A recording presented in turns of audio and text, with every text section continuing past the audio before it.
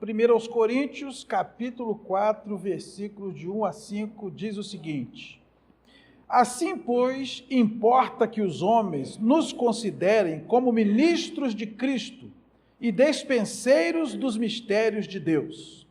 Ora, além disso, o que se requer dos despenseiros é que cada um deles seja encontrado fiel. Todavia, a mim muito pouco se me dá de ser julgado por vós ou por tribunal humano, nem eu tampouco julgo a mim mesmo, porque de nada me argue a consciência. Contudo, nem por isso me dou por justificado, pois quem me julga é o Senhor. Portanto, nada julgueis antes do tempo, até que venha o Senhor, o qual não somente trará à plena luz as coisas ocultas das trevas, mas também manifestará os desígnios dos corações. E então, cada um receberá o seu louvor da parte de Deus. Amém? Feche os seus olhos, queridos. Senhor, graças te damos pela tua palavra. Ela é maravilhosa. Ela é vida para nós. Ela alimenta a nossa alma. Ela fortalece a nossa fé. E nós não podemos nem imaginar onde estaríamos, o que seria de nós se não fosse a tua palavra. Obrigado, Senhor, porque o Senhor não desiste de falar conosco. E reconhecemos que muitas vezes nós ouvimos a tua voz e não obedecemos. Mas o Senhor é um Pai amoroso. Dia após dia nos chama à tua presença e ministra ao nosso coração a tua palavra. Pedimos que seja assim mais uma vez nessa noite. E prepare o nosso coração, Senhor. Prepare essa terra, muitas vezes dura, árida, para que a tua semente possa cair nela, brotar, crescer, frutificar, e que o teu nome seja glorificado em nossas vidas. Em nome de Jesus. Amém. O Senhor avalia nossas vidas com precisão. Ele verifica, ele confere, ele afere, ele analisa a nossa vida e faz isso em cada detalhe. O texto diz que nesse mundo nós somos avaliados o tempo todo e por todo mundo. Pela igreja, Paulo diz aqui, olha, no verso 3, a mim muito pouco se me dá de ser julgado por vós, ou seja, a igreja avalia a nossa vida, nossa conduta. Se você ler em Mateus capítulo 18, de 15 a 17, você vai ver que quando há uma conduta imprópria, nós somos confrontados. Primeiro por alguém em particular, depois com mais duas testemunhas, e depois pela igreja. Depois Paulo diz também que ele não se importa de ser julgado por tribunal humano, ou seja, nós também somos julgados pelos de fora. E isso também é bíblico. Em 1 Timóteo 3,7 diz que o líder eclesiástico precisa ter um bom testemunho dos de fora. As pessoas ao redor da igreja, ao redor da nossa casa, no nosso ambiente de trabalho. Paulo diz também no verso 4 que ele próprio se julga. Ele diz, olha, porque de nada me argue a consciência. Nós temos também uma consciência, nós temos um autoconceito. E isso também é bíblico. Nós lemos lá em 1 Coríntios, no capítulo 11, quando Paulo dá instruções sobre a ceia, examine-se, pois, o homem a si mesmo, e assim coma do pão e beba do cálice. Então, não adianta, nessa vida nós somos julgados pela igreja, pelos de fora, somos julgados por nós mesmos. Só que Paulo diz, a nossa maior preocupação não deve ser com esse julgamento. A nossa maior preocupação deve ser com o julgamento do Senhor.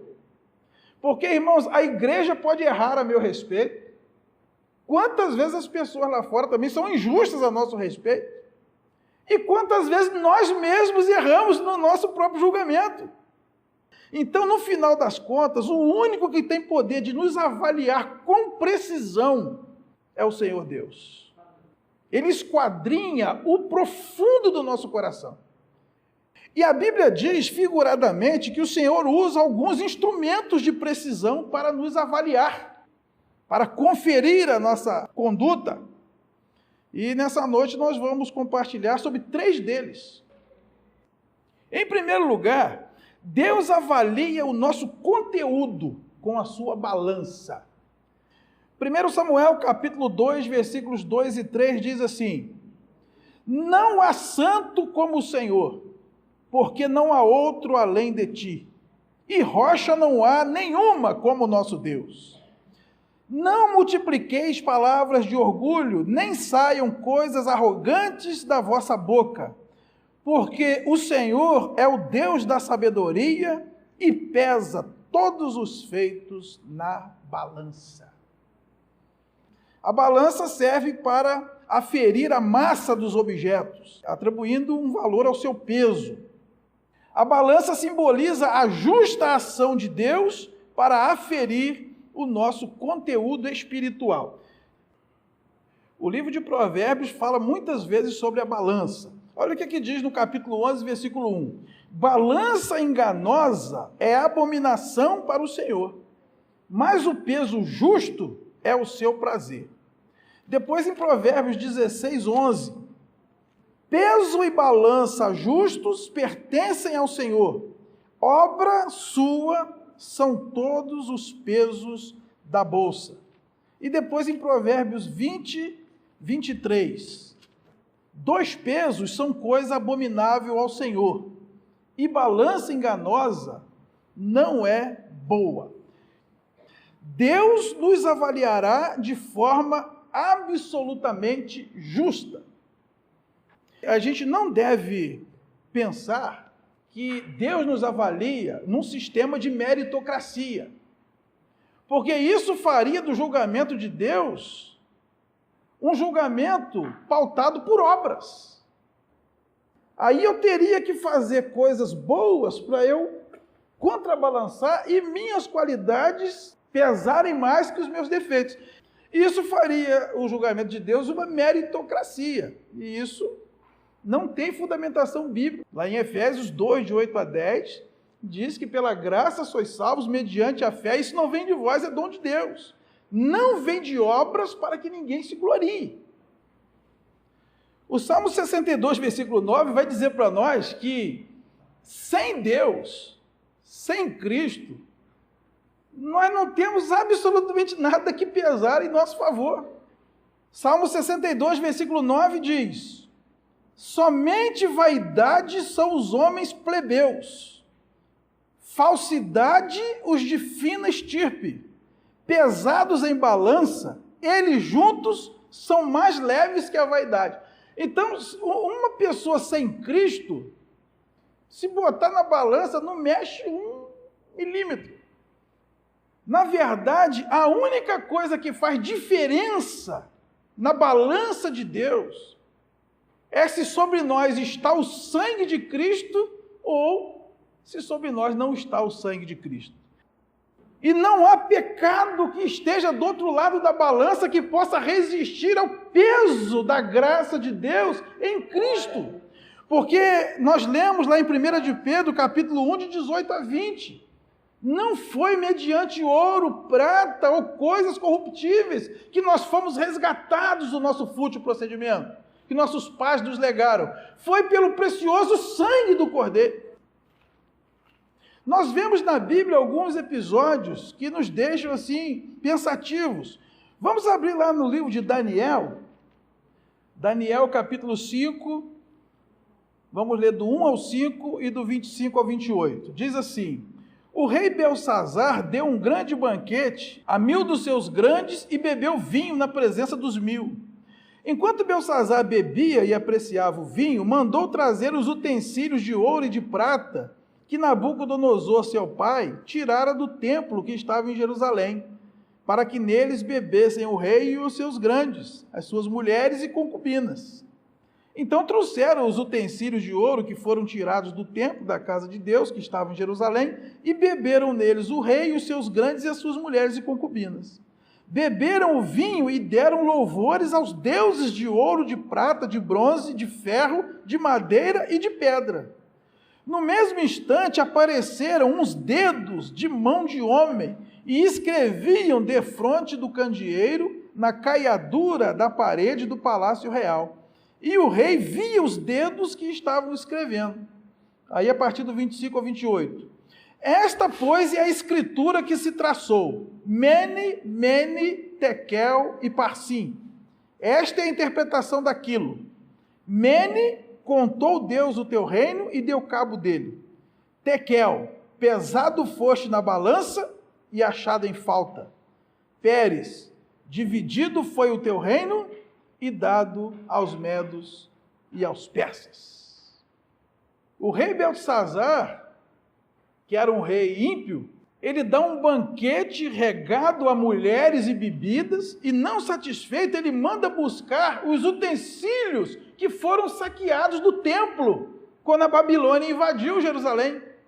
E ele diz, não, vamos beber pinga no cálice da ceia, para a gente profanar as coisas de Deus, para mostrar que Deus não existe. Então ele fez um banquete aos seus deuses de ouro, prata, bronze, ferro, madeira, porque não falta material para fazer ídolo, né? E quando ele está profanando as coisas da casa de Deus, aparecem uns dedos escrevendo na parede. Pesado foste na balança e foste achado em falta. Por que Beltesazar foi pesado na balança e foi achado em falta? Porque ele não tinha Deus na vida dele. Ele quis tirar Deus da história e adorar falsos deuses. E com isso, ele foi achado em falta na balança. Se Deus pesasse a nossa vida hoje na balança, o que seria achado? Quando Deus se aproxima de nós e afere o nosso conteúdo, o que ele encontra? O que tem em nós que possa pesar na balança de Deus, para que o nome dele seja glorificado? E a Bíblia diz, irmãos, que no final, no juízo, um dos cavaleiros que sai pela terra, ele tem exatamente uma balança na mão. Vamos abrir lá em Apocalipse capítulo 6, versículo 5. Quando abriu o terceiro selo, ouvi o terceiro ser vivente dizendo, vem. Então vi, e eis um cavalo preto e o seu cavaleiro com uma balança na mão. O que isso representa para nós? Se a balança não é meritocracia, a balança representa para nós se nós temos Jesus em nossa vida ou não. Até porque aquele que está em Cristo é nova criatura. Romanos capítulo 8, versículo 1 vai dizer, nenhuma condenação há para os que estão em Cristo Jesus. Quando Cristo entra na vida da gente, todo o peso do pecado é retirado da balança. E sem Cristo, não há nada que possamos fazer que possa agradar a Deus.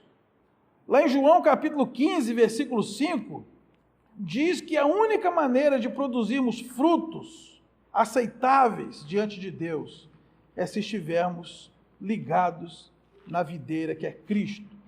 Olha o que diz em João capítulo 15, versículo 5.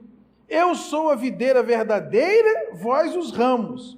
Quem permanece em mim e eu nele, esse dá muito fruto, porque sem mim nada podeis fazer. Se Deus se apresenta diante de nós com uma balança para aferir o nosso conteúdo, tudo que nós tivermos para colocar nessa balança, que não tiver sido feito em nome de Jesus, não vale nada. Sem mim, nada podeis fazer.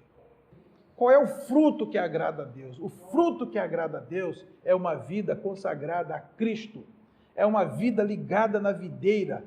O que dá galardão, o que glorifica a Deus, não é fazer coisas para Deus. É ser pessoa para Deus. Será que todos nós estamos prontos hoje para passar pela balança de Deus? Em segundo lugar, Deus avalia a nossa retidão com o seu prumo. Vamos abrir em Amós, capítulo 7, versículos 7 e 8. Diz a palavra do Senhor, mostrou-me também isto, eis que o Senhor estava sobre um muro levantado a prumo, e tinha um prumo na mão. O Senhor me disse, que vês tu, Amós? Respondi, um prumo. Então me disse o Senhor, Eis que eu porei o prumo no meio do meu povo de Israel, e jamais passarei por ele. O prumo é um instrumento hábil para se detectar ou conferir a vertical de um lugar, simbolizando a ação de Deus para alinhar ou aprumar espiritualmente o nosso comportamento em relação a Ele. Se Deus bater um prumo na nossa vida espiritual, será que Ele vai nos achar em retidão? Uma construção precisa estar aprumada, perfeitamente alinhada verticalmente, tanto por questões estéticas como de estabilidade. Se vivermos de forma desalinhada, tanto não mostraremos a beleza de Cristo em nós, como também não suportaremos as pressões da vida que vierem sobre nós. Então, Deus quer que a gente tenha uma vida reta, e é por isso que Ele constantemente nos afere com o seu prumo. E eu digo para os irmãos, sem medo de errar, o prumo nas mãos de Deus é a sua palavra. Quando nós lemos em Josué capítulo 1, versículos 7 e 8, vamos lá? Olha o que Deus disse para Josué. Tão somente ser forte e muito corajoso, para teres o cuidado de fazer segundo toda a lei que meu servo Moisés te ordenou. Dela não te desvies nem para a direita e nem para a esquerda, para que sejas bem-sucedido por onde quer que andares. Não cesses de falar deste livro da lei, antes medita nele dia e noite, para que tenhas cuidado de fazer segundo tudo quanto nele está escrito, então farás prosperar o teu caminho e serás bem-sucedido.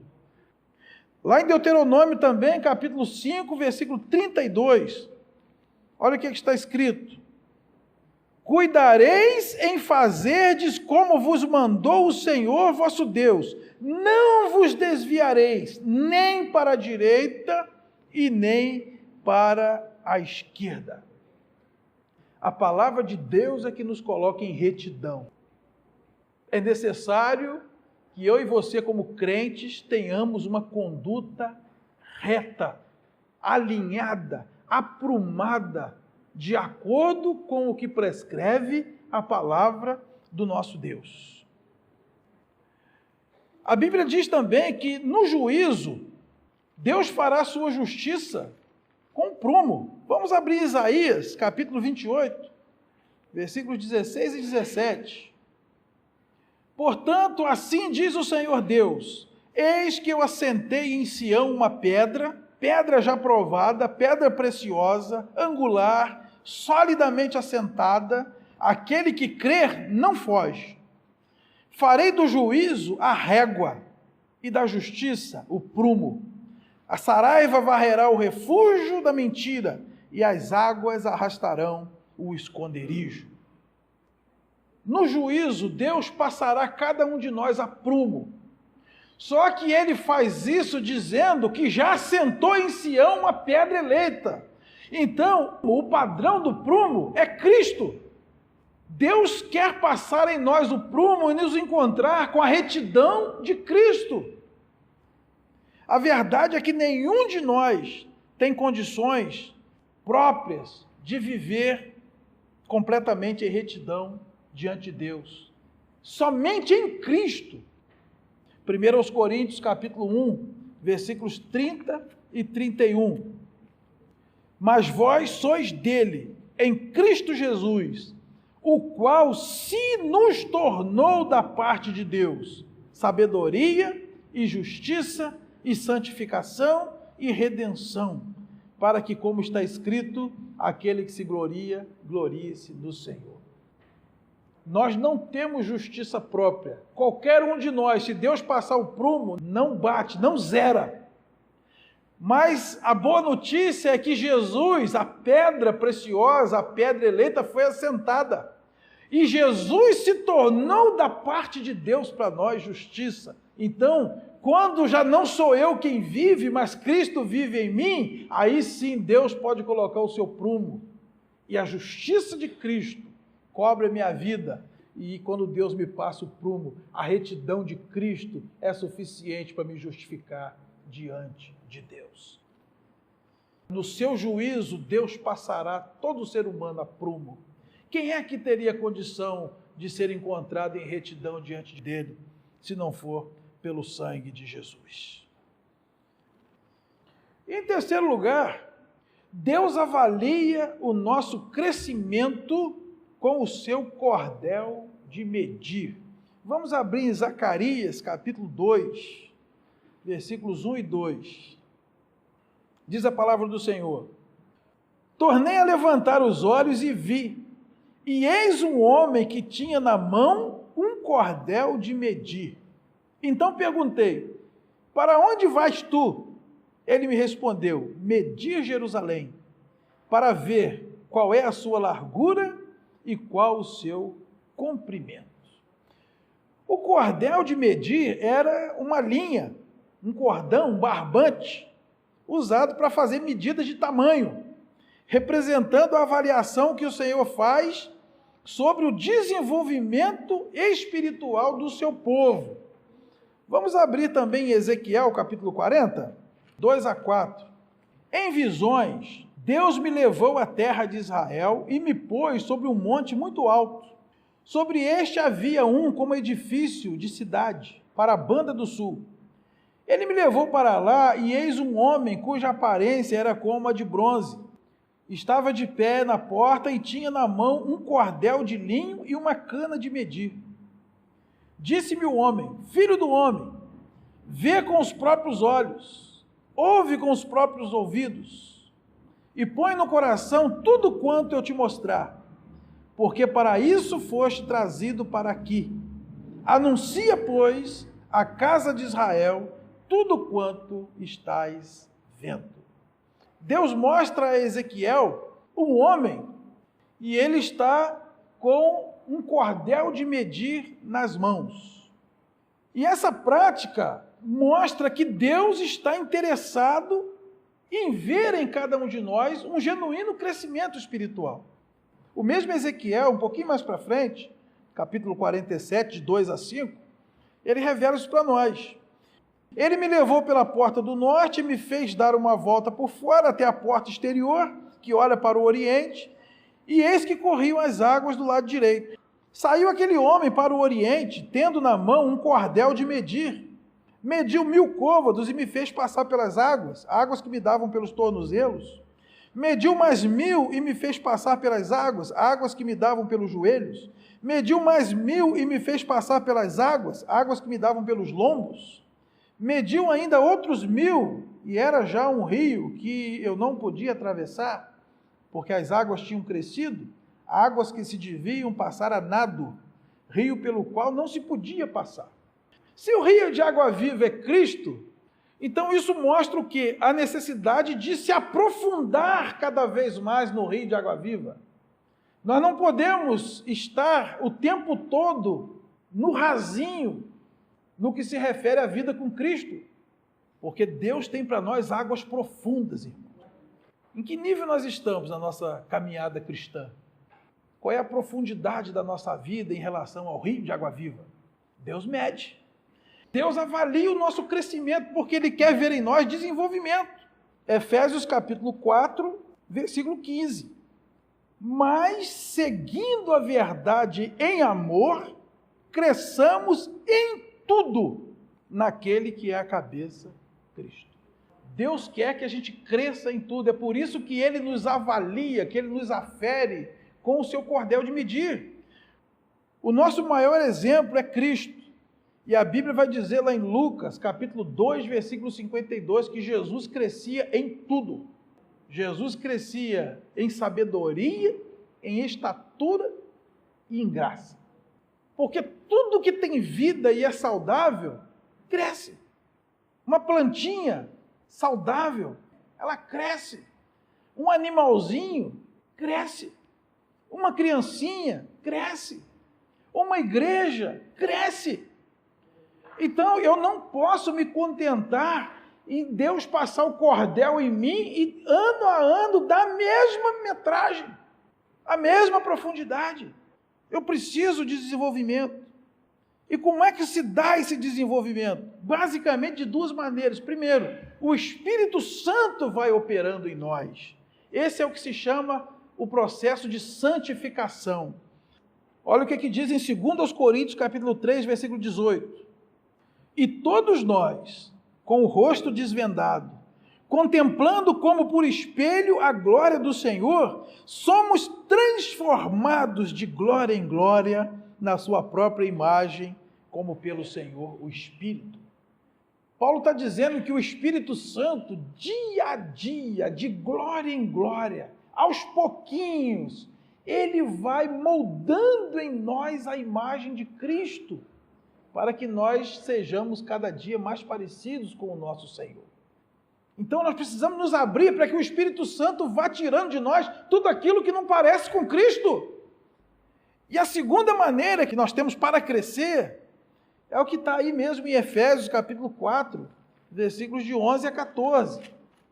E ele mesmo concedeu uns para apóstolos, outros para profetas, outros para evangelistas e outros para pastores e mestres, com vistas ao aperfeiçoamento dos santos para o desempenho do seu serviço, para a edificação do corpo de Cristo, para que todos nós cheguemos à unidade da fé e do pleno conhecimento do Filho de Deus, à perfeita varonilidade, à medida da estatura da plenitude de Cristo, para que não mais sejamos como meninos, agitados de um lado para outro e levados ao redor por todo vento de doutrina, pela artimanha dos homens, pela astúcia com que induzem ao erro.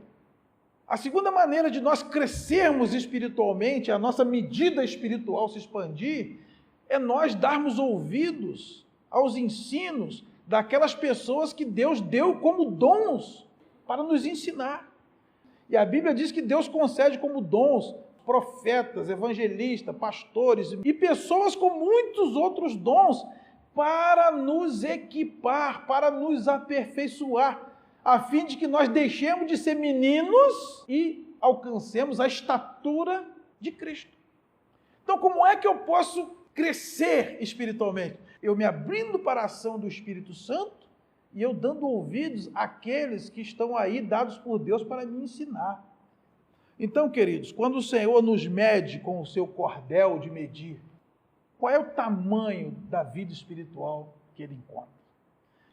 Concluindo, conforme nós lemos do texto inicial, Paulo tinha consciência de que ele era avaliado o tempo todo por todo tipo de pessoas. Paulo tinha consciência que ele era avaliado pela igreja, pelos de fora, ele mesmo se avaliava, mas ele meio que dá de ombros, né? A mim, pouco se me dá de ser julgado por vós, ou por tribunal humano, ou pela minha própria consciência. O que importa mesmo para mim é a avaliação que o Senhor Deus faz de mim. O Senhor Deus é o único que tem capacidade de julgar o coração do homem e fazer uma aferição justa daquilo que cada um é.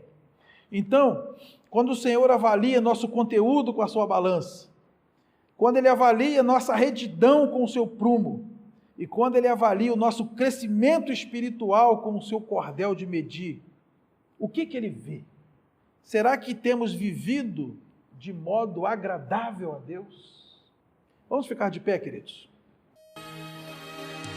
Senhor, eu sei que Tu me sondas, sei também que me conheces. Se me assento, me levanto, Tu conheces meus pensamentos.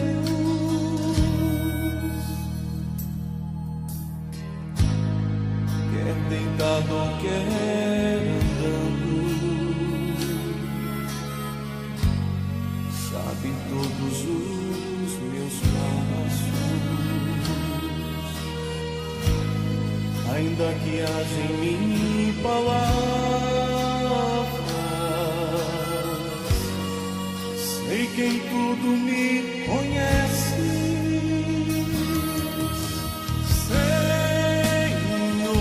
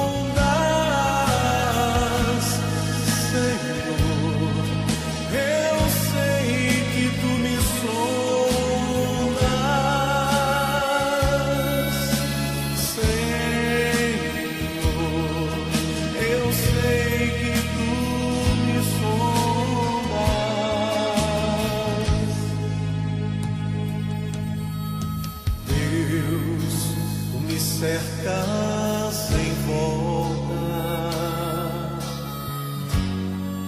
tua mão em mim repousa. A ciência é grandiosa, não alcanço de tão alta.